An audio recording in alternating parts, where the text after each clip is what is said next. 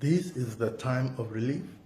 Today in our Bible study, we are looking at the first Hannah-like character in the message I titled Hannahs of the Bible, the rich woman of Shunnem. But first, let me do a quick recap of our last episode's teaching.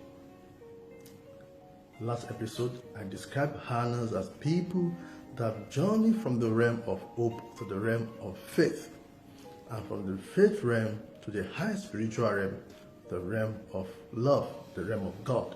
I also distinguish between faith and hope that receives from love that concerns itself solely with giving. Love is faith in the goodness of God or someone, not because of what is merely being gained from that relationship. The ability of Hannahs to look beyond their dire need and become givers because they are full of love separate them from the likes of bitter Michals. One of the hardest things in life is persistent lack. Barrenness is an ugly example. Agar, the son of Jacob, mentioned it as one of the things that never got satisfied. Elkanah lamented to Hannah, his whimpering wife, "Am I not better to you than 10 sons?" Persistent lack leads to depression. Depression channels anger, guilt, sense of shame, worthlessness, bitterness, and persistent weeping. A valley is a depression. Everyone in a chronic need passes through a horrid valley of Baca, the valley of weeping. Where their tears fill its pits. David, going through it, holding his wife Michal, cried there. When you pass through this valley, it's either you emerge a selfless, better person, freed from the gripping claws of that need, or you get stuck in the mire there, a distressed, bitter person, hating self and life.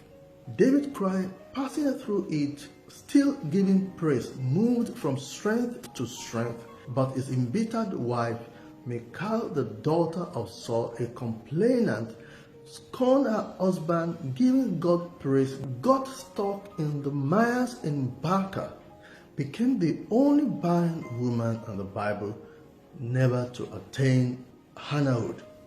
She died there without a child. Her main Hannah character in 1 Samuel chapter 1 gave up a dream of a child to keep and hold for the one to be given away. He was blessed with more afterwards. Zechariah and Elizabeth, his wife, gave themselves to God's service. Abraham and Sarah addicted themselves to hospitality. The secret of these Hannahs is giving.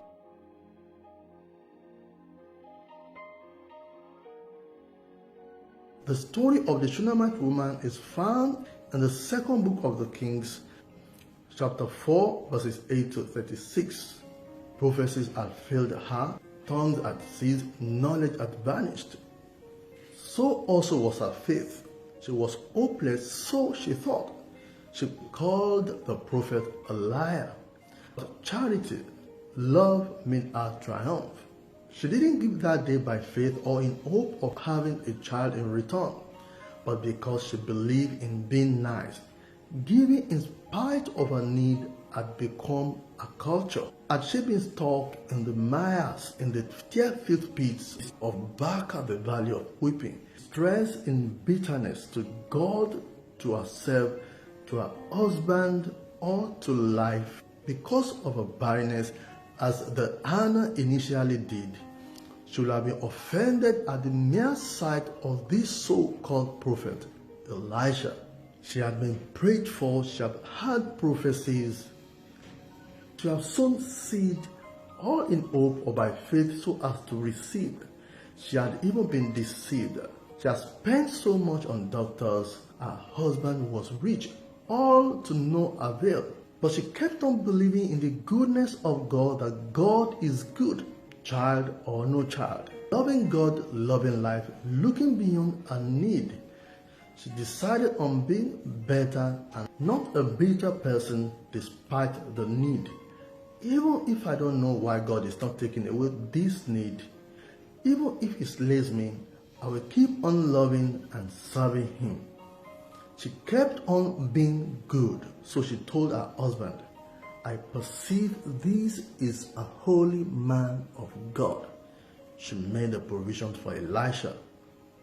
God never fails, but man's faith or hope for the things he needs may fail him in time. Man is wrecked by time. God's timing does not run on man's watch. The secret to beating the pressure of time is the secret of these Hannahs, looking beyond their needs, giving.